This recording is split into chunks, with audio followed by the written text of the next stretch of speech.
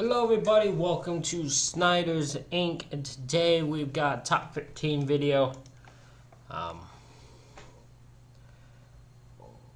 First of all, I want to thank you all for 900 subscribers.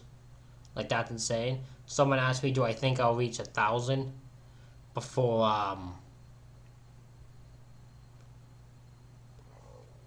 the end of the year? And I said no. I don't think you guys have it in you to make it to 1,000 for the end of the year, and that's okay. That is okay. Don't worry. You guys can't do it. It's okay. Y'all get done next year. It'll happen next year for sure.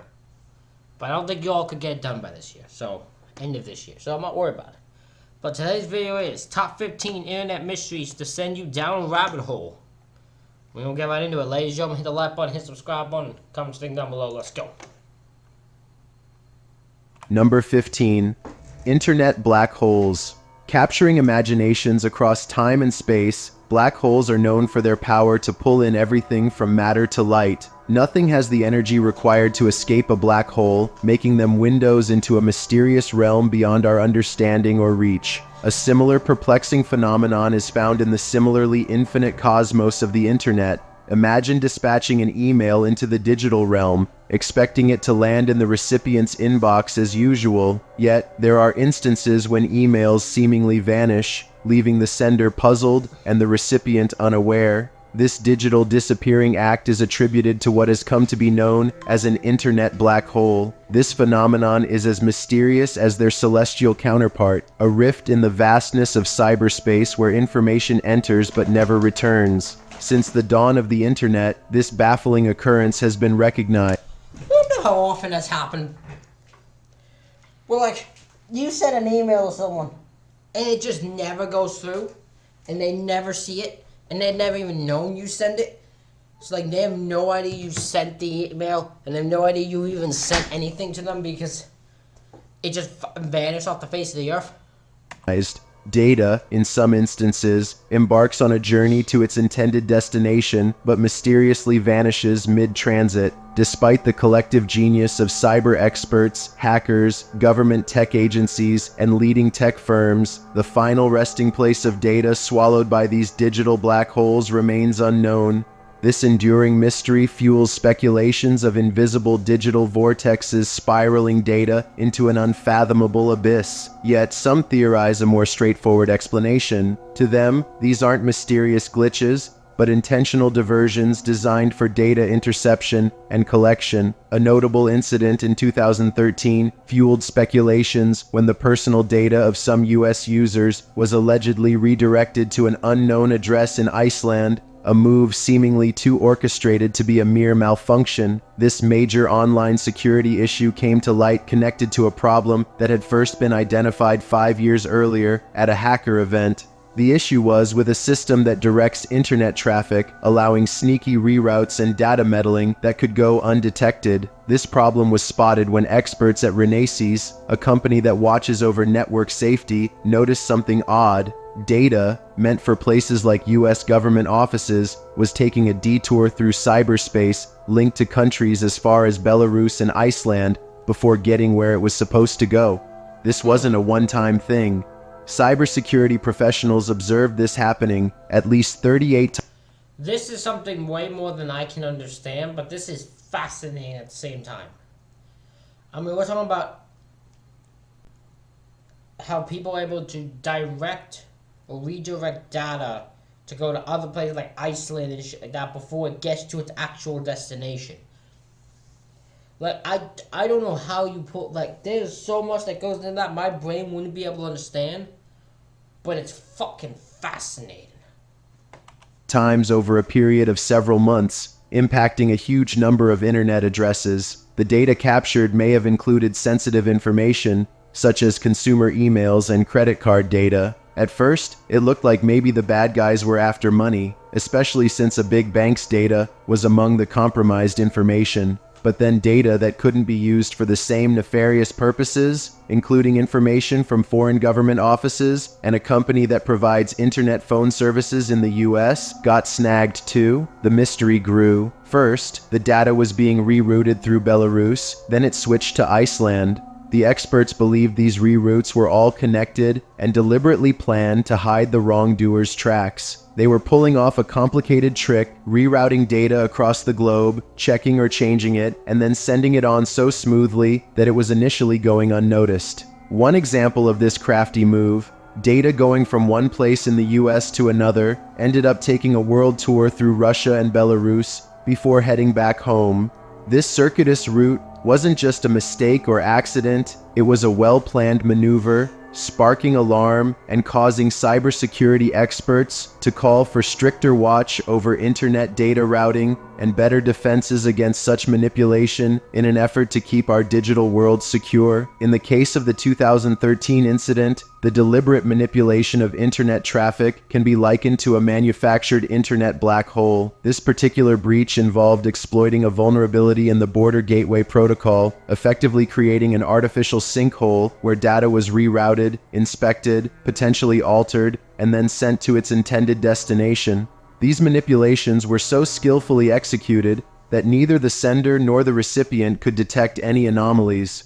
Just as a black hole in space absorbs all matter and light without a trace, the manufactured internet black hole invisibly and stealthily captured and channeled data. The diverted data, although not lost, was pulled into an unauthorized pathway where it was vulnerable to inspection and tampering. What distinguishes this incident from natural internet black holes is its intentional and orchestrated nature. The attackers could not only divert the traffic, but also return it to its rightful course, masking their intrusion. The complexity and ingenuity of this cyber attack reveal a dark side of internet connectivity. It underscores a vulnerability where data can be invisibly captured, creating a void that, much like a cosmic black hole, is shrouded in mystery and impenetrable to those outside of it. The incident served as a wake-up call to cybersecurity experts, highlighting the existence of intentional, manufactured internet black holes and the inherent vulnerability of global internet traffic. It's a stark reminder of the evolving challenges of ensuring data security and integrity in an interconnected world. Whether a cosmic echo or a deliberate act, the phenomenon of internet black holes continues to be a blend of mystery and intrigue, a puzzle unsolved in the boundless universe of the internet. Number 14. The Grifter. In the annals of internet lore, there exists a chilling tale known as The Grifter. This story has captivated the imagination of many, transcending the usual boundaries of online legend. It all began on August 10, 2009, within the depths of 4chan, when a user named The Solipist introduced The Grifter, described as a video so profoundly disturbing that it could unravel the mental state of anyone who dared to watch it. This introduction was accompanied by 3 unsettling screenshots, allegedly from the video. Following its initial post, The Grifter quickly gained traction on 4chan. Threads discussing its disturbing content proliferated. However, a peculiar aspect of this story was that, despite the buzz surrounding it, there were never links posted to the actual video. This led some to wonder if The Grifter was merely a hoax, a form of online trolling meant to confound and frustrate those seeking to view it. As questions and rumors about The Grifter continued to circulate, the truth began to emerge. On September 8, 2009, a user named JoeJacob6666 posted what they claimed to be the original video entitled The Grifter. The video featured text in an unfamiliar language and eerie footage of a hallway, accompanied by strange images that mirrored the original description of and alleged screenshots from The Grifter. But here's where the mystery starts to unravel. The Grifter video, which was initially believed to be a genuine representation of the legend, turned out to be something else entirely. It became evident that the images and scenes were not unique to The Grifter. They were largely taken from a 2000 shock film titled Little Otik, along with its trailer. The 3 original screenshots posted on 4chan also closely resembled scenes from the same movie. As intrigue continued to grow, the original Okay, well that's not really a mystery then, isn't it? It's not really... It's just a random video. People took something from a movie trailer and tried to turn it into some other video people could look for that doesn't actually exist. Poster of the thread finally admitted the truth. The grifter was, indeed, a work of fiction. The user confessed to fabricating the story and images, acknowledging that the video was inspired by the name The Grifter from a childhood memory of an episode of Tales from the Dark Side. He even revealed that he had intended to create a video for The Grifter using scenes from Little Otik. While The Grifter ultimately proved to be a well-executed hoax, its legacy is a testament to the mysterious and imaginative aspects of internet storytelling. It serves as a reminder that within the vast digital realm, the line between fact and fiction can blur, sparking intrigue, fascination, and even genuine fear among those who dare to venture into the unknown. Number 13. Human experiments. In the dark recesses of the deep web, a horrifying world exists where human life is trivialized and unspeakable acts of are the norm. A site known as the Human Experiments is one of those ominous dark corners where curiosity meets horror and ethics are abandoned. The underground operation is housed in 4 warehouses, each equipped to imprison up to 20 test subjects in individual cells, although this number can increase if grotesque demand arises. The test subjects, often kidnapped homeless individuals or non-registered immigrants, are reduced to mere serial numbers, their identities concealed to ensure the operation's secrecy. A sinister team of nurses, medical students, and medical residents conduct the horrifying experiments, which are mercilessly live-streamed for a sinister audience's viewing pleasure. Those with a fainter heart can opt to read the post-experiment notes, a chilling chronicle of human suffering. The experiments are unspeakably cruel, ranging from starvation and vivisection to forced transfusions and sterilizations. Sources online detail experiments cataloged on the now offline website, a haunting repository of human suffering of victims subjected to smallpox, Ebola, and rabies. The chilling catalog of and torment reads like horror fiction. This can't be real. This is not a real site. This is made up. This has to be made up. This is not real. There is no way. But this does sound like some deep web, dark web shit. But there's no way this can be real. There's no fucking way this is real. No way. Fiction, yet claims of its reality persist. Money and sadism intertwine as viewers, the so-called shot callers, invest fortunes to witness human torment. $10,000 for unspeakable acts, up to $500,000 for horrors unimaginable, such as the gruesome live skinning of a victim. Every scream, every plea, lost in the deep web's silent, indifferent abyss. The program's laboratory work is supposedly veiled under real patient names and conducted at a genuine hospital, a chilling testament to the operation's sophisticated deception. The remains of the tormented, a gruesome mix of those dead from the experimentation and those euthanized after outliving their usefulness, are said to be disposed of in local meat shop dumpsters, an alarming mingling of human and animal remains. Yet, the veracity of the existence of the human experiments and the notorious red rooms where human torture is allegedly streamed live remains shrouded in mystery and skepticism, despite the deep... There's no way these are real. There's no way. I don't buy this. There's no way that this is real and no one would know about it. Or no, like, government agencies would not be looking into it, figuring out who it is. Deep Web's infamous reputation as a haven for illegal activities, concrete evidence of such horrifying operations is elusive. The supposed invincibility of these operations is challenged by the inherent risk of exposure and the meticulous vigilance of law enforcement. A single slip, a trace of carelessness, could unveil the horrifying reality, casting light on what would surely be some of humanity's... Sorry about that, I had to check something. Back into this. darkest secrets. While The Human Experiments was once listed on the Hidden Wiki, the page's current offline status and the absence of tangible evidence apart from a few alleged screenshots fuel the mystery surrounding its existence. Is it an elaborate yet grotesque fiction, or a chilling testament to the unspeakable depths of human depravity hidden in the internet's darkest corners? Number 12. The M Cave. In the rugged landscapes of the Nevada desert, a haunting sight...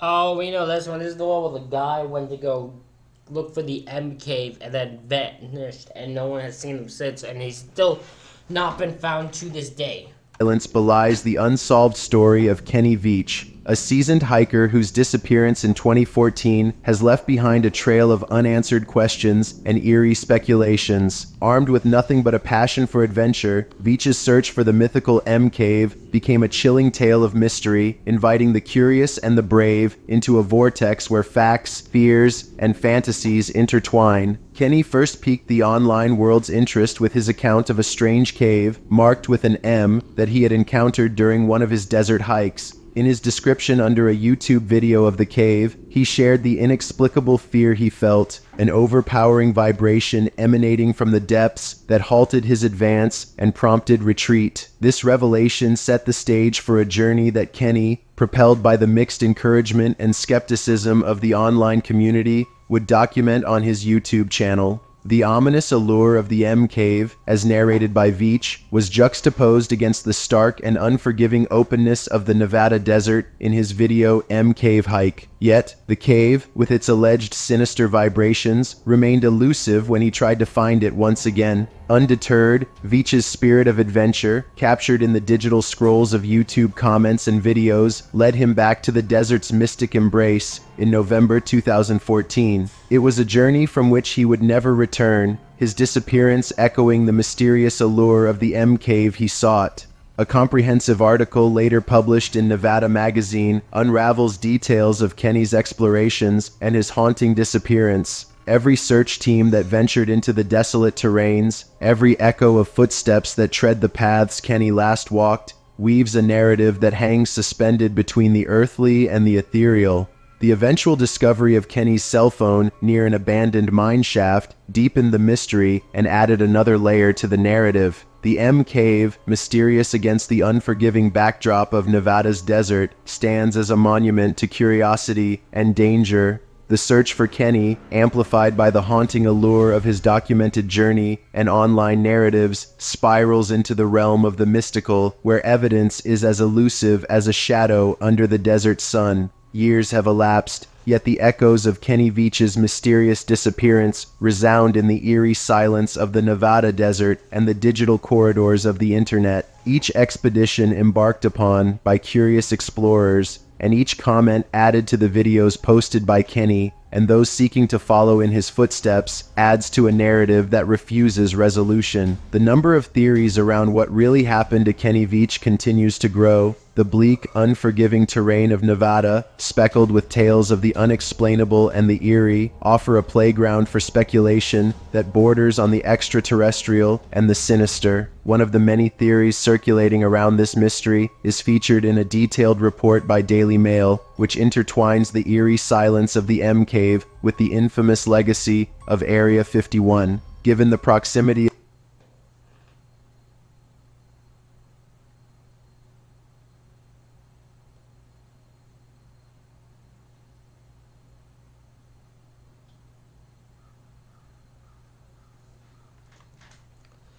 To think that he's just probably never gonna be found is insane. Like, what the hell happened to this guy? It's insane to think that he could just, be gone and not be found. Like, he could never be found.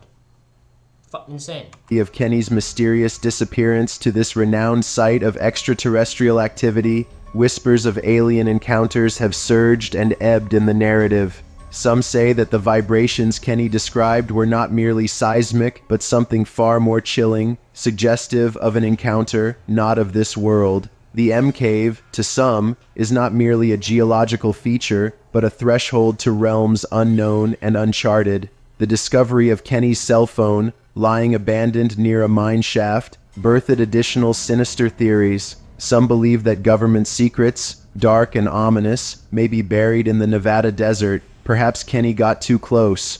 Those who subscribe to these theories see Kenny's death not as an accident, but a deliberate silencing. As the years roll on and the Nevada sun casts its merciless gaze upon the silence of the M Cave, each theory, each whispered speculation, adds another layer to a narrative marked by uncanny facts. Kenny Veach, the M Cave, and the vast sprawl of the Nevada desert are forevermore woven into a chilling narrative of mystery that haunts beyond the shifting sands. but through its presence in the annals of internet lore, has reached its way across the globe. Number 11. The Isabella Stewart Gardner Museum, Heist. The Isabella Stewart Gardner Museum, located in the Fenway Kenmore neighborhood of Boston, is a palace of art. The building itself, reminiscent of a Venetian villa, is surrounded by a lush garden. This cultural jewel houses a vast, eclectic collection of artworks from around the globe, spanning different epochs and styles. Once, works of revered artists like Rembrandt, Vermeer, and Manet graced its halls, adding intrinsic value and prestige to the museum. Every piece of art was personally collected by Isabella Stewart Gardner, a prominent art enthusiast and philanthropist who lived during the late 19th and early 20th century. The thought in my head when it comes to art thefts is they're so fucking risky, right? Because multiple different reasons. First one is you have to get it, like, if you don't know fully what the fuck you're doing, you're gonna end up in problems, right? But the second one is what exactly do you do with the art? Because if you know how to sell it, then you're fine, right? If you don't know how to sell it, and you just know how to steal it, once you steal it, what the fuck do you do with it? You can't go sell it just wherever. Because you can't, because you try to sell it wherever, you could get arrested for it, because you have a stolen artwork. What's that? There's the plan usually when they steal this art. On the night of March 18, 1990, a crime occurred that would go down in history, not just in the art world, but as an example of one of the most brazen acts of theft ever recorded.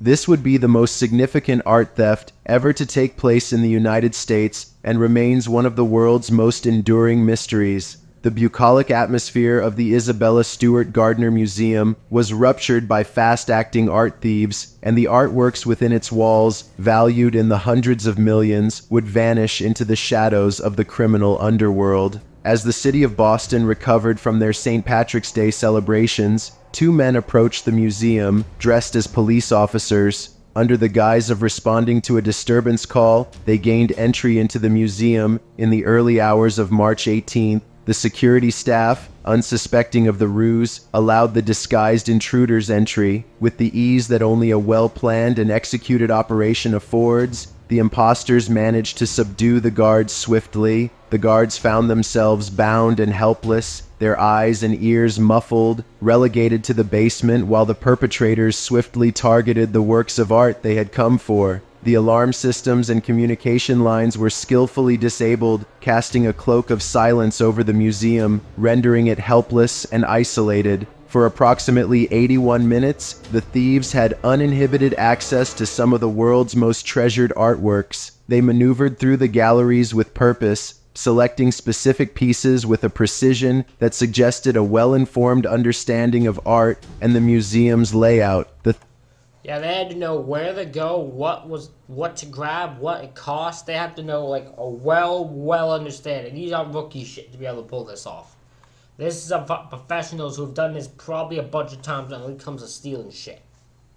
Theft wasn't random, it was targeted. Every move the thieves made was meticulously calculated, and every stolen piece a masterpiece. 13 works of art, including Rembrandt's The Storm on the Sea of Galilee and Vermeer's The Concert, were stolen. The thieves slashed the masterpieces from their frames, an act of vandalism that heightened the audacity of the crime. The worth of the stolen pieces was not just in their astronomical monetary value, but in the irreplaceable history and cultural heritage they represented. As the dawn of a new day broke, the sinister silence of the museum gave way to the shocking revelation of the heist. Empty frames implied the ghosts of the stolen masterpieces, and the scale of the theft began to sink in. The theft wasn't just an attack on the museum, it was a violation on the global art community and the cultural heritage of humanity. The stolen art, valued at approximately $500 million,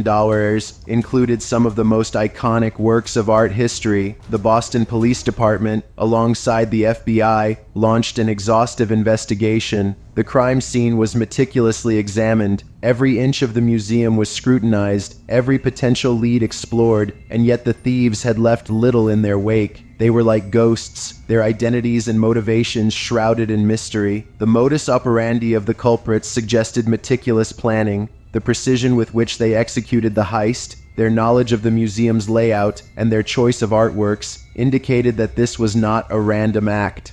The criminals were well informed, possibly indicating inside knowledge or an external informant. They were professionals. Over the years, a multitude of leads were pursued. Suspicions often turned to organized crime syndicates. The audacity and scale of the theft echoed the hallmarks of criminal organizations with the resources and motivation to undertake such an act. Yet, every lead seemed to dissolve into frustrating dead ends. The FBI delved into the murky. Imagine if you are the people who actually committed the crime, and you've been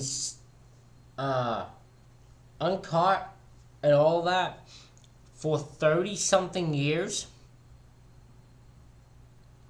You have been untouched. No one's been able to get you for 30-something years. Like, that's insane. That is actually insane.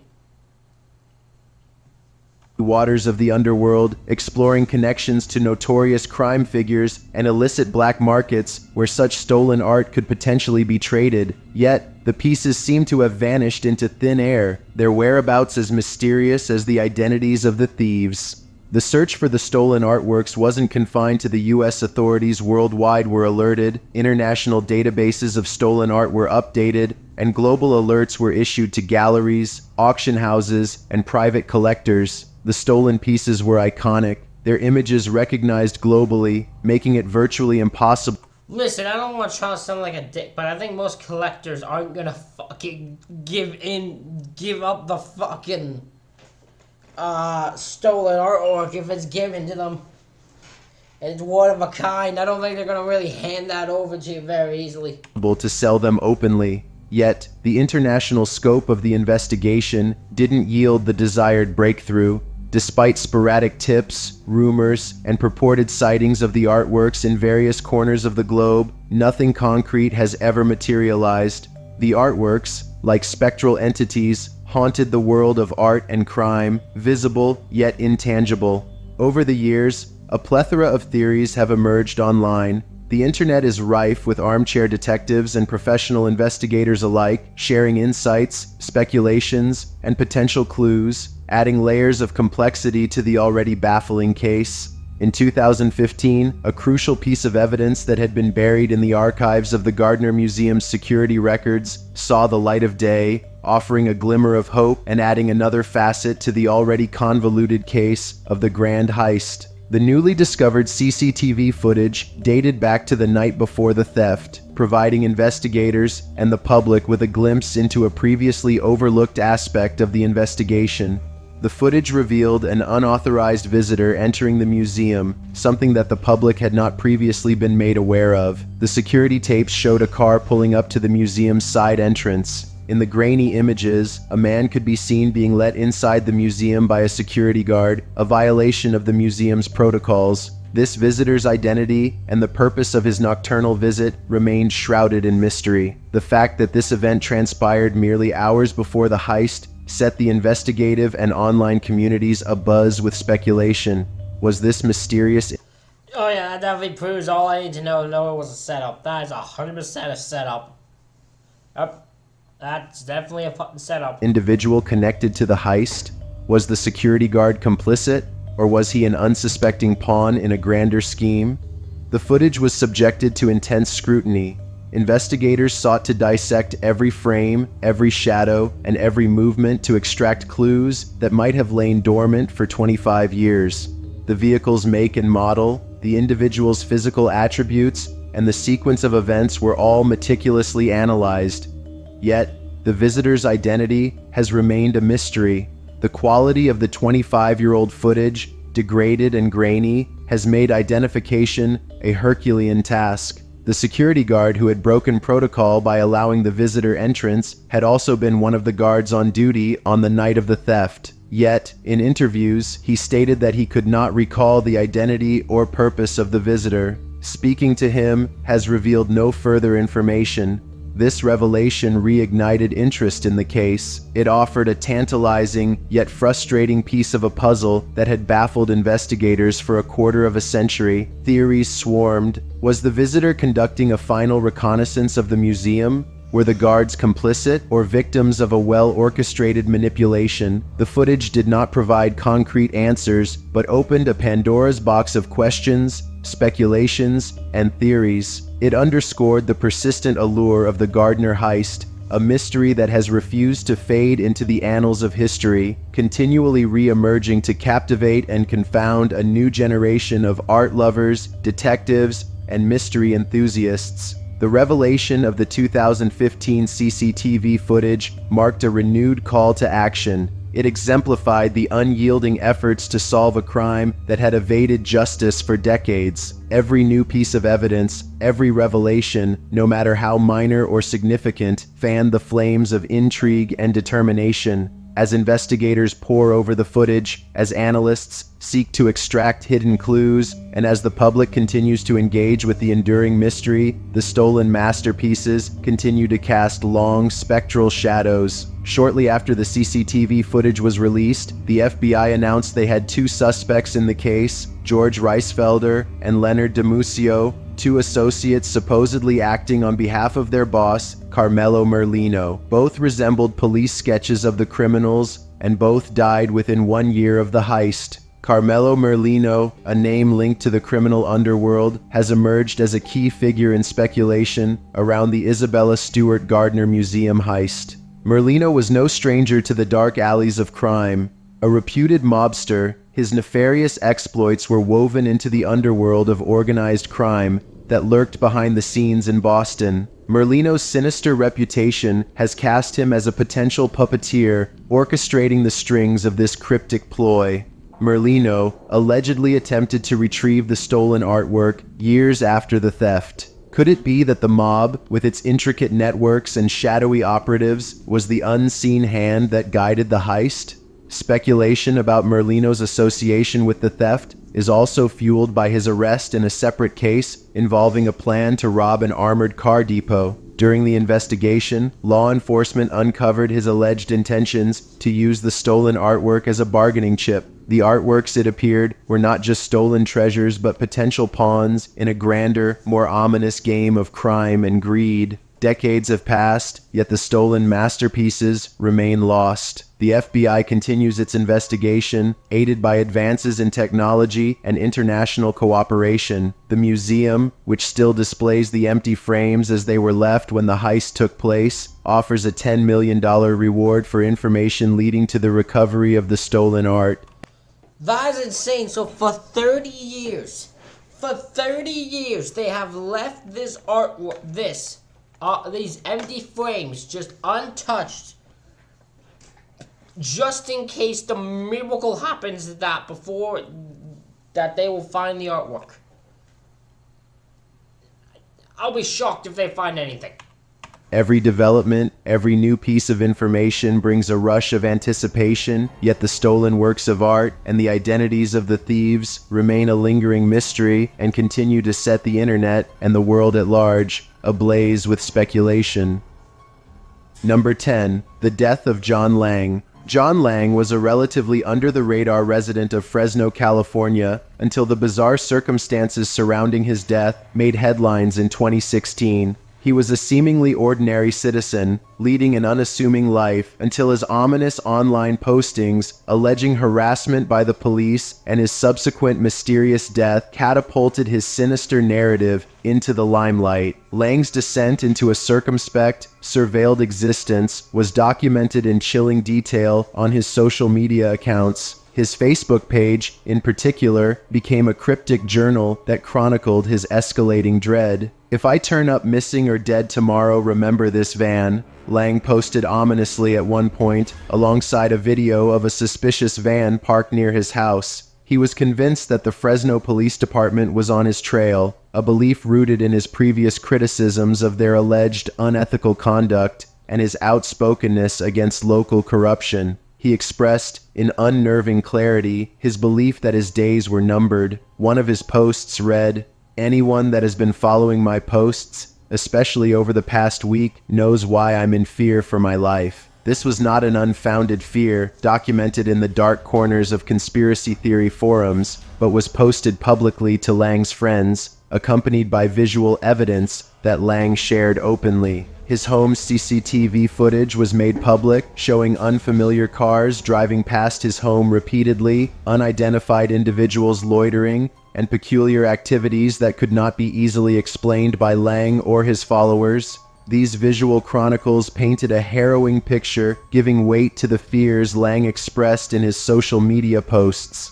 January 20th, 2016, was a date etched in the collective memory of those who had followed John Lang's ominous prophecies on social media. As the clock ticked away, Lang's Fresno home, a house that had stood witness to the man's escalating fears, became the epicenter of a shocking event. At approximately 3 a.m., a calamity broke the stillness of the night. Flames, furious and unyielding, leapt out of the confines of Lang's home, painting a harrowing scene that seemed like a horrifying manifestation of Lang's dire predictions. Neighbors, awakened by the rage of the flames and the ominous crackling, dialed 911 in a state of panic. The Fresno Fire Department was alerted and rushed to the scene, battling the ferocious flames that threatened to consume everything in their path. As firefighters pushed against the fiery onslaught, a grim discovery awaited them.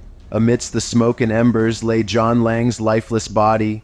Lang was found in a hallway of his barricaded home, the victim of stab wounds and the merciless fire that raged around him. The blade wounds were declared a detail that many have disputed. The fire, its origins mysterious and unexplained, and Lang's demise spawned more questions than answers. Was it as claimed by official reports, or I've always heard this and thought there's definitely something up here. There is something up there that they are not saying. Listen, you can try to make whatever you want, but you cannot convince me that that's what this is. There is more to this that meets the eye. There has to be. There is more to this than meets the eye.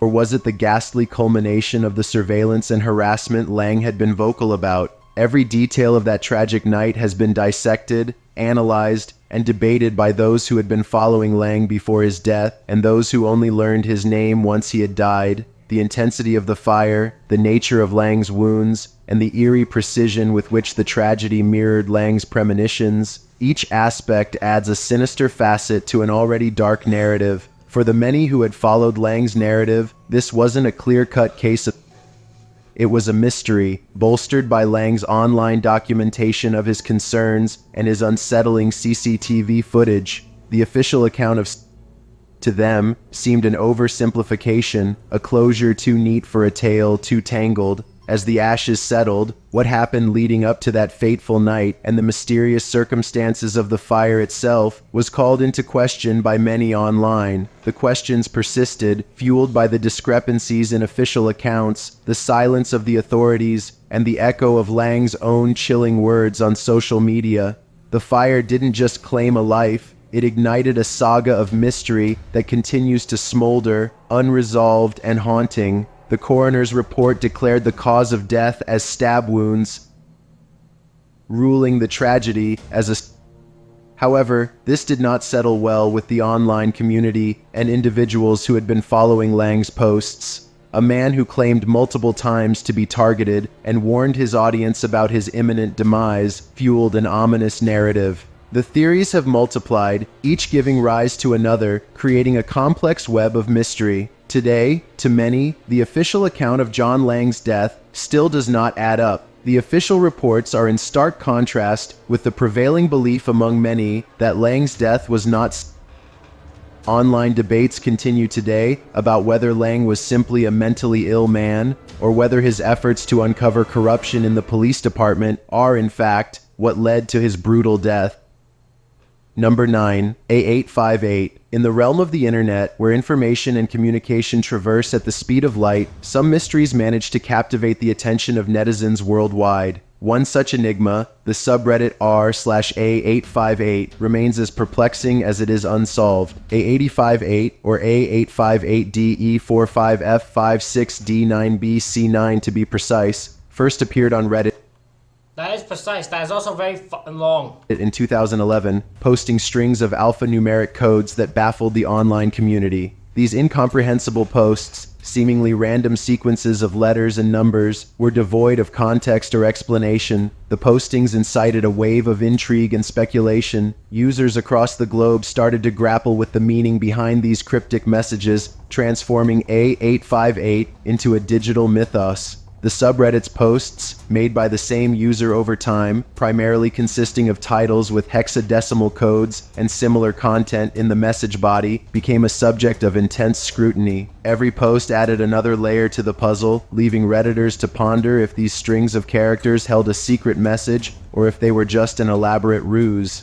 As the posts accrued, so did the efforts to decipher them. The r/solving A858 subreddit emerged as a dedicated space for crypto enthusiasts, amateur detectives, and the simply curious to collaborate and potentially unlock the secrets behind A858's puzzling posts. Despite the collective ingenuity of this online enclave, definitive answers proved elusive. Among the various solved posts on the subreddit, one turned out to be a simple thank you message, while another was a coded image of Stonehenge. These isolated successes, however, did little to shed light on the overarching mystery. The posts were often deleted soon after being published, adding another layer of complexity to the mystery. Speculations were as varied as they were imaginative. Was A858 a person, a group, or an artificial intelligence? Were the posts coded messages, experimental data, or something entirely different? Every theory, every decoded message seemed to open a Pandora's box of more questions. Some users believed that A858 was conducting an ARG or alternate reality game, drawing people into an interactive narrative that unfolds in real time. Others speculated the user was testing encryption algorithms or Both of those could easily be options. I don't know why you use Reddit to test cryptid algorithm or whatever the hell they're trying to do, hacking algorithm. I don't know why on earth you use Reddit to do that. But I mean, there are weird people who use Reddit for stupid reasons. or was involved in data smuggling, using the digital vastness of Reddit to hide information in plain sight. However, despite these diverse theories, no consensus or concrete proof ever emerged. A858's activity was sporadic. The user would often vanish, leaving the burgeoning community of decoders in suspense, only to reappear and post new strings of codes. In 2015, the user abruptly ended the silence with a brief post declaring the conclusion of the project and offering no further explanations. Thank you for your efforts trying to solve the puzzle presented by the A858 project. The A858 project team members have been reassigned. There will be no further A858 project posts by our team. We apologize that the information available to the public is not sufficient to solve all outstanding puzzles. Some information was missed, and other remains undiscovered, misunderstood, but because of the missed information, any further efforts on solving A858 will be in vain. The mysterious A858 continues to be an internet mystery, a digital ghost story of cryptic codes and unanswered questions. The subreddit r/A858, now private, stands as a silent testament to a mystery that captivated the imagination of the online world for years. Every so often, the tale of A858 resurfaces, a reminder that in the age of information, mysteries still abound, waiting in the quiet corners of the internet to be unraveled or forever remain inscrutable. Number 8. The Pink Trombone. In the vast and eclectic landscape of the internet, Okay, this is one I've never heard of. Once you start with the pink trombone, it got my attention. one can stumble upon a myriad of curious and peculiar websites and applications, yet few can claim to be as oddly captivating as the Pink Trombone. This unique online vocal simulation has both puzzled and amused users with its ability to simulate the human vocal tract in a strange but educational manner. Users who access the Pink Trombone website are met with an astonishing visualization of the human vocal tract. The simulation, created by Neil Thapin, an engineer and computer scientist, allows users to control various parts of the vocal tract using their mouse and keyboard by adjusting parameters like tongue position, vocal cord tension, and airflow. Users can create a wide array of vocal sounds. The pink trombone's main attraction is its uncanny ability to mimic the sounds of human speech. As users manipulate the virtual vocal tract, they can witness in real time how the different components interact to produce sounds similar to those found in everyday language. This unique experience allows individuals to gain a deeper understanding of the complex mechanics behind speech production. While the pink trombone's primary function may be educational, it quickly becomes evident that it is also a great source of entertainment. Users can experiment with the simulation to create comical and nonsensical vocal sounds, leading to countless moments of amusement. The ease with which one can make the virtual vocal tract contort into bizarre configurations adds to the simulation's charm. Beyond its entertainment value, the pink trombone has proven to be This is just odd. It's probably a good idea education-wise, but it's just odd. a valuable tool for linguists, speech therapists, and educators. It provides a visual representation of the intricacies of human speech production that can aid in teaching and understanding various aspects of phonetics and phonology. The pink trombone has garnered a dedicated following on the internet, with users from all walks of life becoming engrossed in its unique features. Online communities have sprung up to discuss and share their creations, showcasing the wide range of sounds that can be produced with this simulation. These communities often share tips and tricks for manipulating the vocal tract to achieve specific sounds, fostering a collaborative environment of exploration and experimentation. Despite its popularity and utility, the origin of the pink trombone remains something of a mystery. Neil Thapin, the creator, has remained relatively silent about his motivations and the development process behind this peculiar project. This shroud of mystery only adds to its allure, leaving users to speculate about the origins and original intentions behind the pink trombone. The pink trombone is a testament to the internet's ability to produce both educational and entertaining content that captures the imaginations of users worldwide. Its unique blend of educational value and quirky amusement has made it a noteworthy entry into the realm of internet oddities. As we continue to explore the ever-expanding digital landscape, we can only wonder what other hidden gems like the pink trombone may be waiting to be discovered, offering new perspectives and experiences to curious internet users. Number 7. The WebDriver I/O Case. In the depths of YouTube's vast stores of media, a peculiar channel named WebDriver Torso emerged, baffling viewers and internet sleuths with its bizarre uploads.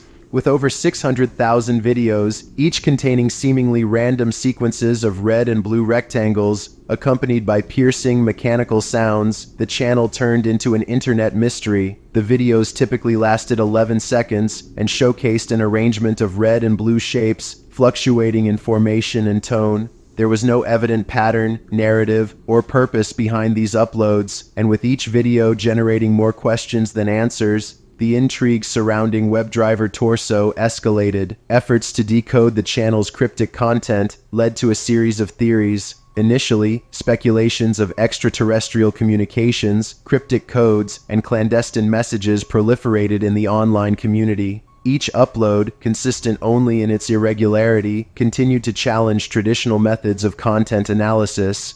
Yet, amongst the peculiar uploads, an anomaly emerged, a video clip showcasing the Eiffel Tower's glittering lights. This deviation from the norm intensified the mystery, prompting queries regarding the content's origin and purpose. The inscrutability of the content, paired with this anomaly, invited a wave of investigative endeavors aiming to unravel the secrets of WebDriver Torso. Researchers, cryptographers, and curious netizens delved into comprehensive analyses, seeking hidden messages or codes within the geometric oscillations and eerie sounds. Each video, identified by a unique alphanumeric title, seemed to defy logical interpretation.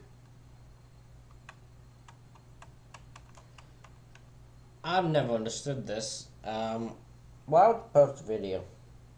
Why would you post a video just Random shapes. Not for. What are you trying to? What's the point? What's the point? Like, it's just so you can say you accomplished something on the YouTube. What was the goal here? It's always, it's been so peculiar to me. The abstract nature of the content challenged viewers, inciting detailed explorations into the potential meanings and origins of these peculiar uploads.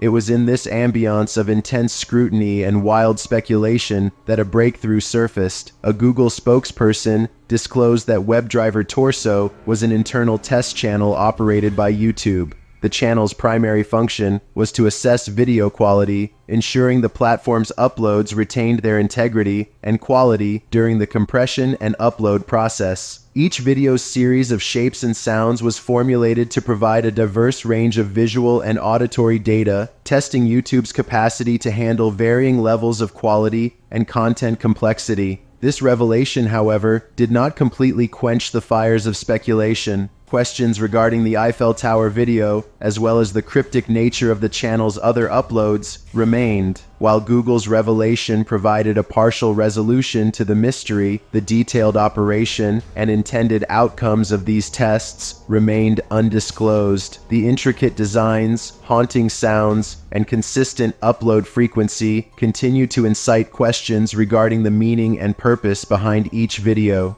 In this ceaseless stream of geometric configurations and sonic variations, viewers and investigators are left to ponder the depth.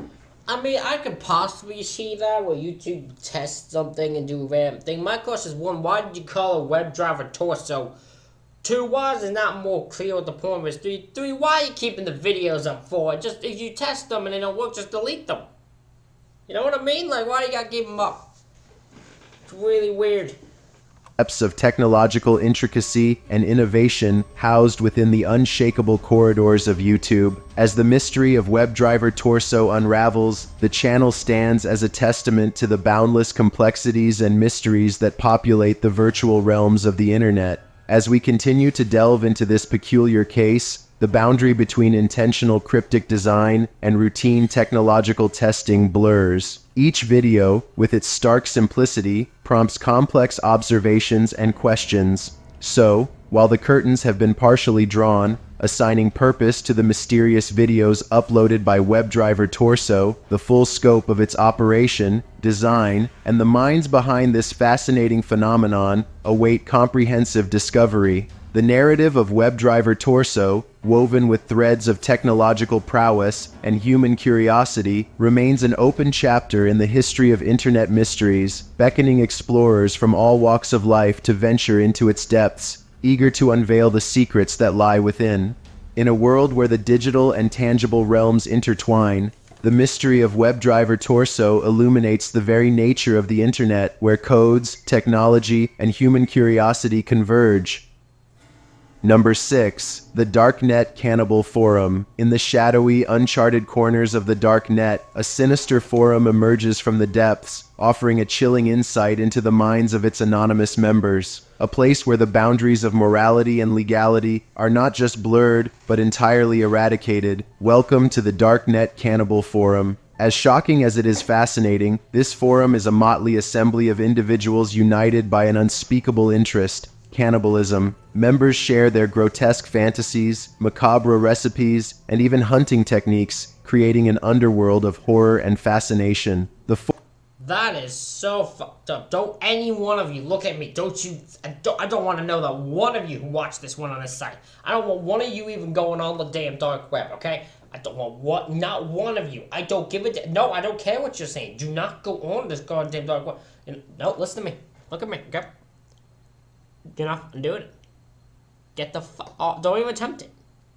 I don't even want you thinking about it. You understand? Don't even think about the dark web.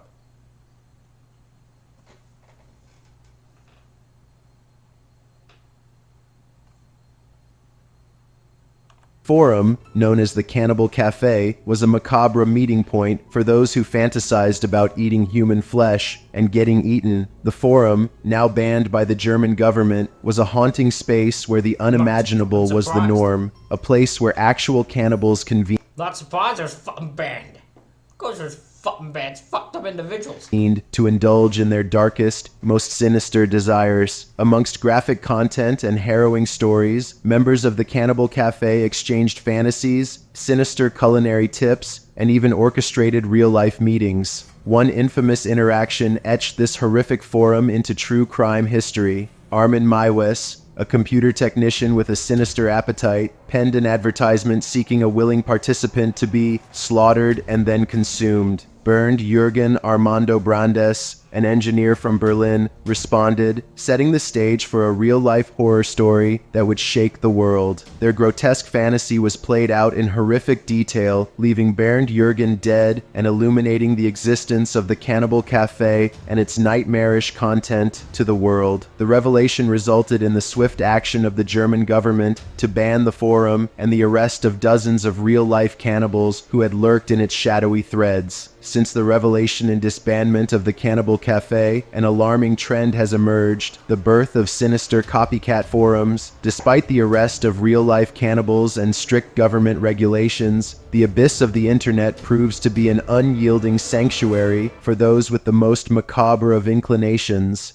As reported by The Sun, the legacy of Armin Maiwes and Bernd Jürgen Brandes continues to cast a long, dark shadow, fueling the rise of other eerie enclaves like the original Cannibal Cafe. These clandestine communities thrive in the darkest corners of the internet, protected by anonymity and the expansive, unregulated depths of cyberspace. Law enforcement and cybercrime units across the globe are tirelessly working to infiltrate and dismantle these horrifying communities. They face challenges here. Many participants claim they are simply discussing fantasies they do not intend to act on, something the law has no jurisdiction over. Yet, the elusive and clandestine nature of the dark web provides a fortress of anonymity, harboring those whose sinister desires defy the law, morality, and the very essence of humanity. As the battle between light and dark rages on, society is left to grapple with the chilling reality of these sinister forums and the testament they bear to the unfathomable depths of human depravity. Number 5. The Numbers Mason. In an age where communication is dominated by text messages and emails, receiving a voicemail from an unknown caller is unusual enough. However, the recent emergence of voicemails featuring a mysterious recitation of random strings of numbers has left recipients perplexed and even unnerved. One Reddit user recounts a late-night voicemail experience that defied explanation. Despite having no missed calls, they discovered a voicemail from an unidentified individual. What set this voicemail apart from typical robocalls was its distinct human quality, pauses for breath and inflections that didn't resemble the familiar mechanical tone of automated calls. The caller's message was a Why is he talking so damn fast? Talking about the damn thing about automatic calls. Why is he talking like that? Chills, what are you doing? Why are you talking like that? Made you sound fucking weird. You already have people who don't like the sound of your voice. Why on earth are your ass talking about the fast like this, talking about the thing about the automated voice? What are you doing? What are you doing, Chills? The rapid-fire recitation of seemingly random numbers 388733388888888, and so on. The voicemail took an even stranger turn when, midway through the recitation, the caller mentioned a name that was difficult to discern, possibly Joan or Johnny McKinney. The numbers continued for another full minute before concluding with more cryptic and hard-to-understand words, such as Arrow Arson 500 Cell. The recipient was left utterly bewildered, unable to decipher the purpose or origin of this peculiar communication, and turned to the internet for advice. In a separate Reddit post, another individual shared their experience with an unusual voicemail.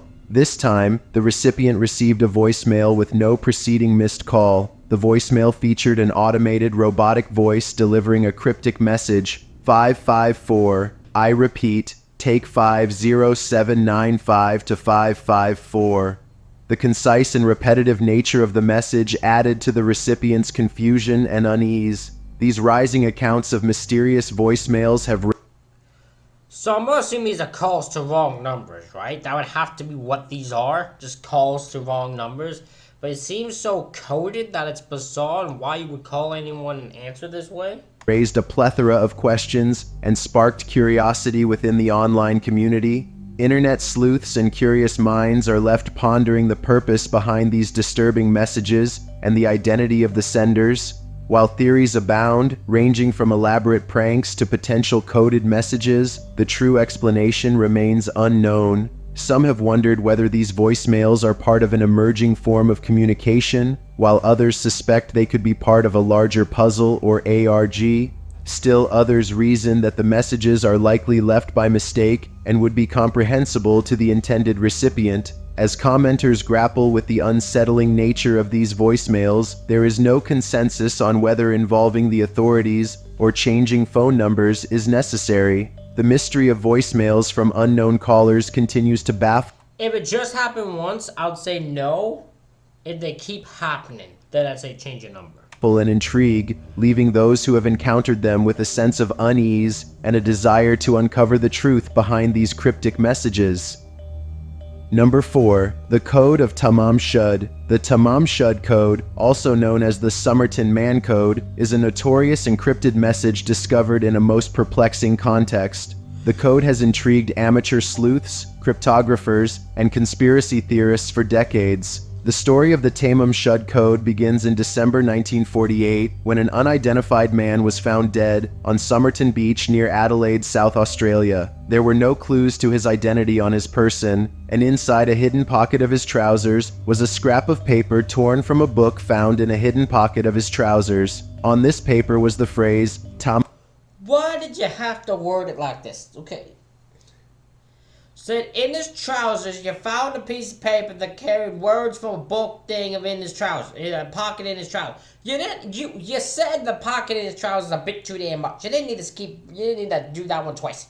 Tamam Shud, which translates from Persian to mean ended or finished. What made the case even more mysterious was a small, rolled-up piece of paper found in a concealed fob pocket of the man's trousers. This small piece of paper contained a series of letters that appeared to be a code or cipher. The code consisted of 5 lines of apparently random letters, which investigators believed to be some form of encryption. Despite extensive efforts by both Australian and international code breakers, the Tamam Shud code has never been definitively deciphered.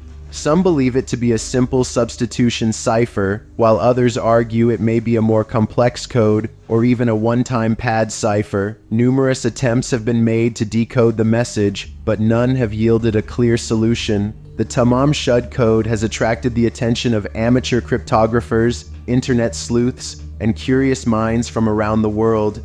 These individuals have dedicated countless hours to deciphering the mysterious message, and various theories have emerged regarding its possible meaning. The internet has provided a platform for people to come together and collaborate on solving complex puzzles and mysteries. Online forums, discussion boards, and social media groups dedicated to the Tamam Shud case have allowed enthusiasts to pool their collective knowledge and brainstorm possible solutions. In the quest to crack the Tamam Shud code, internet sleuths have put forth a range of theories and speculations. Despite the absence of a definitive solution, these enthusiasts have explored various possibilities. One theory posits that the code may serve as a reference to a specific book or publication that held personal significance to the deceased man. Decrypting the code, in this view, could unveil the title or content of this book, potentially providing a valuable clue about his identity or interests. Another intriguing theory suggests that the code might contain a personal message or confession authored by the man himself. Proponents of this idea speculate that it could be a cryptic statement linked to his life or the mysterious circumstances surrounding his demise. Given the backdrop of the Cold War era in which the man died, some internet sleuths entertain the notion of espionage connections. They propose that the man may have been linked to espionage activities or have worked for a secret organization, hinting at a clandestine past for the deceased. On the other, I just realized this is a case we heard from Mr. Ballin. I just realized this. This was a case we have heard from Mr. Ballin. Mr. Ballin told us this story once.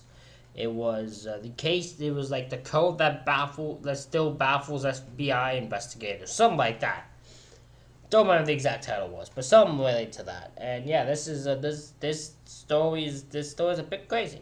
This story is really crazy. on the other hand, skeptics argue that the code could be a deliberate red herring an intentionally misleading puzzle designed to confound investigators. In this scenario, the code may not conceal any substantive message, but rather was crafted to create confusion and misdirection. Cryptanalysts have diligently examined the Tamam Shud code, searching for logical and mathematical patterns within its seemingly random sequence of letters. They aim to identify recurring sequences or numerical relationships that could potentially lead to a breakthrough in deciphering the code's meaning. In a more literary vein, some sleuths have explored connections between the code and works of literature or fictional characters. They entertain the possibility that the code might be a reference to a story, character, or concept from literature, adding a layer of complexity to the puzzle. Cracking the Tamam Shud code has proven to be a formidable challenge. Many attempts to decipher it have resulted in dead ends, leaving internet sleuths frustrated by the lack of progress. Despite their efforts, the code's true meaning remains elusive.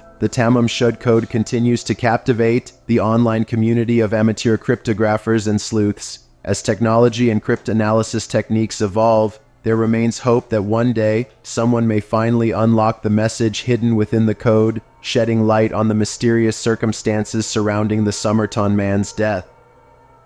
Number 3. Lost Media, Candle Cove. The world of lost media harbors numerous mysteries and legends, but few tales are as captivating and eerie as that of Candle Cove. A television show said to have aired during the 1970s, Candle Cove was a haunting mystery that bewildered and intrigued those who have delved into its shadowy history. The legend of Candle Cove surfaced on the internet, sparking widespread curiosity and speculation. It began with a series of forum posts on the website, Something Awful, in which users reminisced about their childhood memories of a mysterious and unsettling children's television program. Described as a low-budget, locally produced show, Candle Cove featured eerie puppetry and strange, unsettling characters. Many participants in the forum shared vivid but disturbing recollections of episodes, such as one featuring a pirate marionette at the mouth of a cave, conversing with a little girl. Various forum threads online elaborated on the unsettling memories recalled by viewers.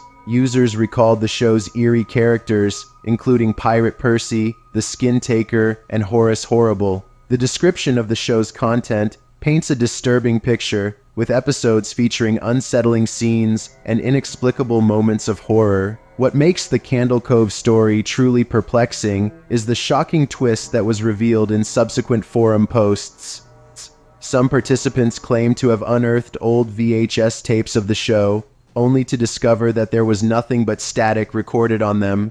Others began to question their recollections, realizing in retrospect that the show's bizarre and unsettling elements may not have been suitable for children's programming at all. Intriguingly, Candle Cove is not a lost media phenomenon in the traditional sense. Instead, it has been deemed nothing more than a creepypasta, a work of online horror fiction. The original posts were, That is insane.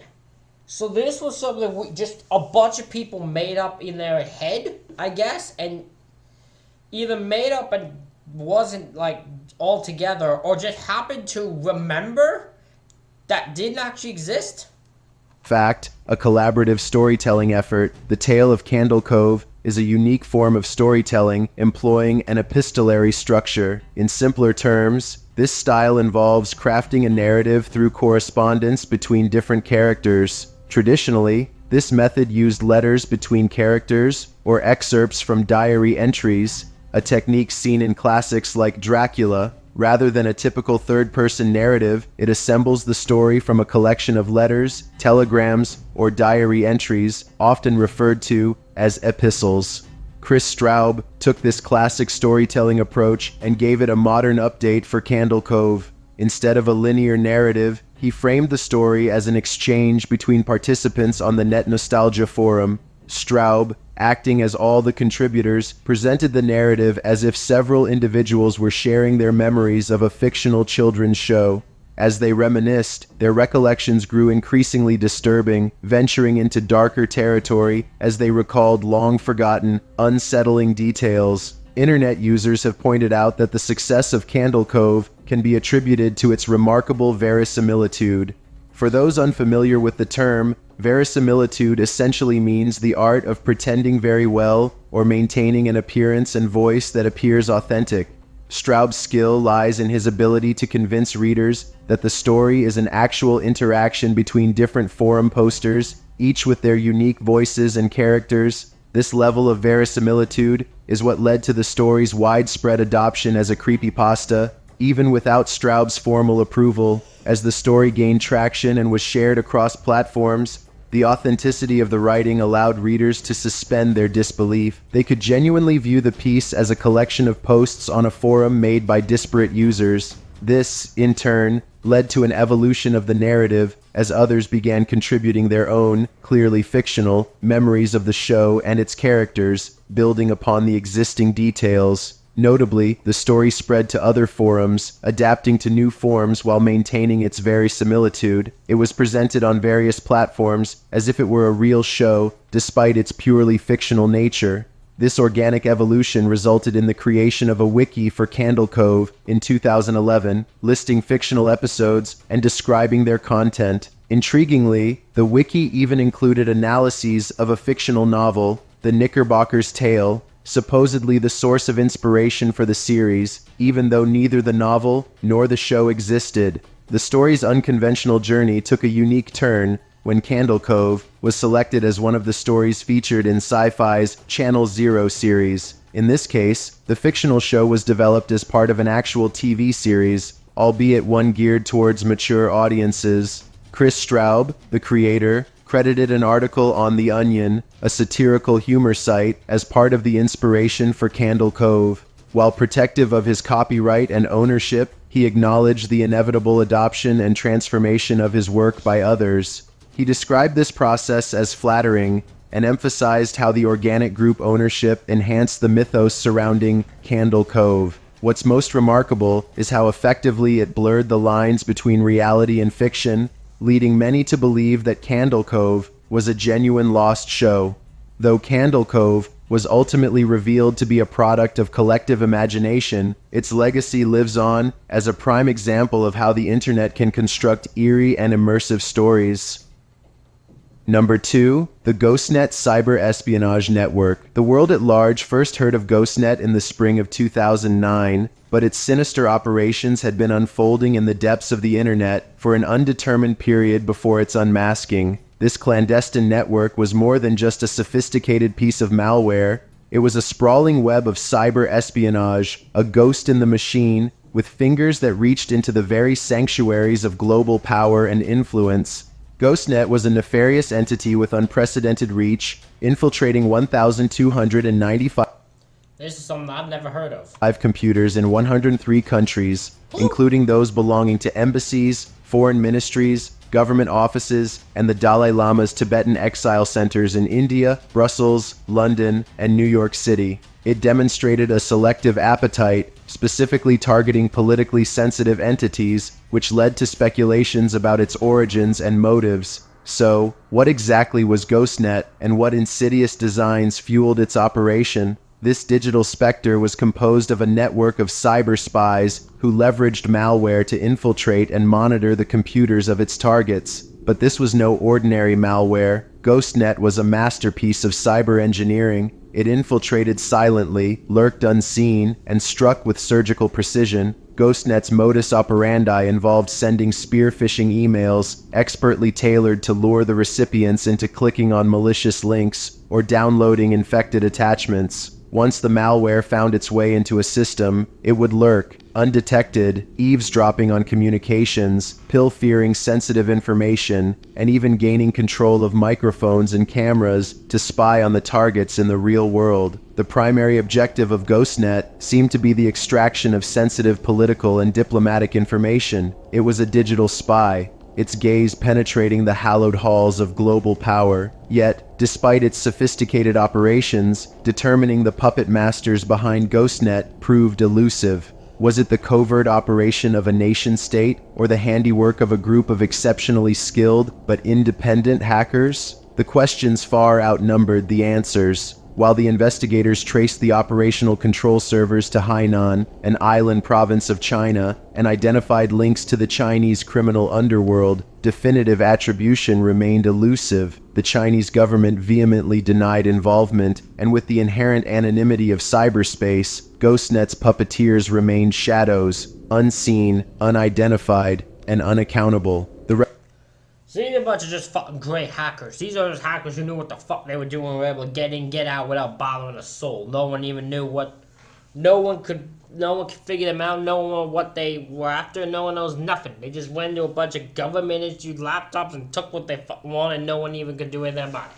Revelation of GhostNet was a wake-up call to the world. It highlighted the vulnerabilities of a globally interconnected world and the evolving nature of international espionage. In the digital age, wars are not just fought with soldiers and weaponry, but with lines of code and malware, silently infiltrating, extracting, and retreating like phantoms in the night. More than a decade later, GhostNet serves as a harrowing reminder and a mystery of the digital age. Its legacy is one of chilling proficiency, reminding us that in the intangible realms of cyberspace, entities like GhostNet are not just possibilities, but haunting realities. The ghost in the machine, elusive and anonymous, continues to hover ominously in the silent corridors of the digital world, its mysteries unsolved, its echoes unforgotten.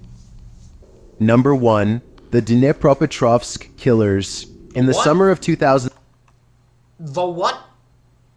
I can't even say that if I wanted to. If I was paid to, I couldn't even say that. 2007, the quiet city of Dnipropetrovsk in Ukraine was rocked to its core, falling victim to a murderous reign of terror that left 21 souls lifeless over a span of just 22 days. The orchestrators of this sinister dance of death were none other than Viktor Sayenko, Igor Suprunyuk, and Alexander Hanja, 3 childhood friends who spiraled together into an abyss of unspeakable evil.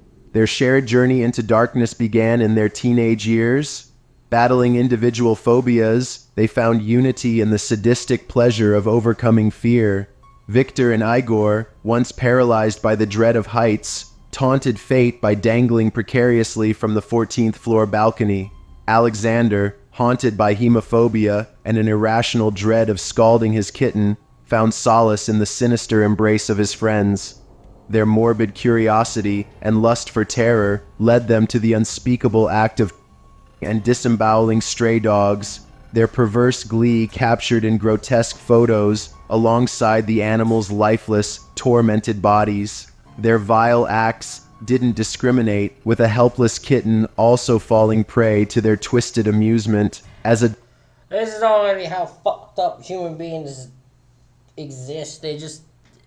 it's fucked up, man. It's just fucked the hell up. Adulthood dawned. The trio waded through life with odd jobs, their sinister impulses unabated, evil lurking in the shadows of their souls. Igor's unlicensed taxi service became a vessel for robbery, facilitated by his loyal cohorts. Hailing from affluent families with influential connections, a vile sense of invincibility tainted their souls. Unhindered, their actions escalated until they finally unleashed a 22-day reign of terror that claimed 21 townspeople, a spree that would be forever etched into Dnipropetrovsk's history. The sinister escalation of the Dnipropetrovsk maniac's depravity marked a grotesque journey from animal cruelty to cold-blooded murder. In the killing spree of 2007 that terrorized Dnipropetrovsk, detailed accounts of the murderers' methods and their victims have emerged, painting a portrait in blood of the young men's brutality.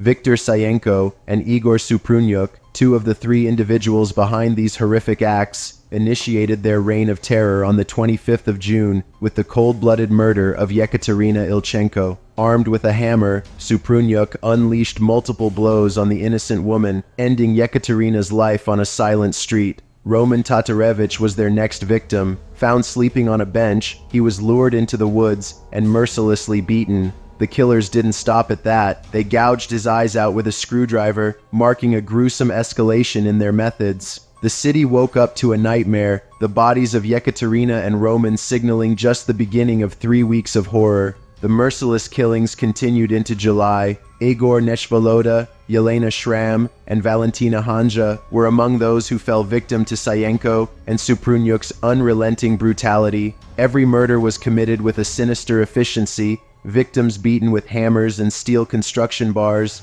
their lives snuffed out with shocking cruelty. The killer's brutality knew no bounds. During a seemingly innocent fishing trip, 14-year-olds Andrei Sidyuk and Vadim Lyakov encountered the murderers. Andrei was killed, while Vadim narrowly escaped, his harrowing ordeal becoming a crucial account that would later aid investigators in determining who was perpetrating these sadistic and audacious crimes. As the list of victims grew, a pattern of random selection emerged, with victims ranging from children to the elderly. They were merciless, their methods of killing marked by unspeakable cruelty and devoid of any semblance of humanity. The murderers took great joy in filming their crimes for their own sadistic enjoyment. Despite investigators mobilizing quickly to determine who was behind these brutal attacks, the fear across the region was palpable, and the city was held hostage by terror. Each act was committed with horrifying abandon, and people were attacked in parks, on streets, and while going about their daily lives. The killers were eventually apprehended, their reign of terror ending as abruptly as it began, leaving a city and the world to grapple with the aftermath. Justice, albeit in the absence of capital punishment, wielded its sword. Life imprisonment for Sayenko and Suprunyuk, with Hanza sentenced to 9 years. The terror sown by the Dnipropetrovsk maniacs remains an indelible stain, a chilling reminder of the unspeakable evil lurking amidst the folds of the human soul, where morality withers and humanity dies. On February 11, 2009, Viktor Sayenko and Igor Suprunyuk were found guilty of premeditated murder and sentenced to life imprisonment. Suprunyuk was found guilty of 21 murders, Sayenko 18. They were also found guilty of animal cruelty, and Hanza was found guilty of robbery and given 9 years in prison. In April 2019, Alexander Hanza was released from prison and went on to marry and welcome 2 children. So, why did they do it? There's a sinister twist in the haunting narrative of the Dnipropetrovsk maniacs. Some believe these heinous acts weren't the independent actions of 3 deranged minds, but orchestrated performances for a secret spectator. Whispered conversations and online speculation speaks of an anonymous individual lurking in the depths of the internet with a morbid fascination and dark desires. In this eerie theory, every strike, every scream, and every life taken was part of a meticulously crafted script for a macabre production. The maniacs, under the influence of a mysterious patron, were believed to be creating a series of horrifying snuff films. An order of 40 films circulates in the rumors, a chilling contract where lives were the currency and pain the traded commodity. This horrifying theory posits the maniacs not just as murderers, but as sinister performers in a play of horror, where anonymity veils the audience and terror knows no bounds. However, if there is truth to any of this, the 3 remain silent. Ladies and gentlemen, let me know what you thought of these 15 internet mysteries down in the comment section below. Hit the like button, hit the subscribe button. Thank you all for watching. I'll see you all for the next one.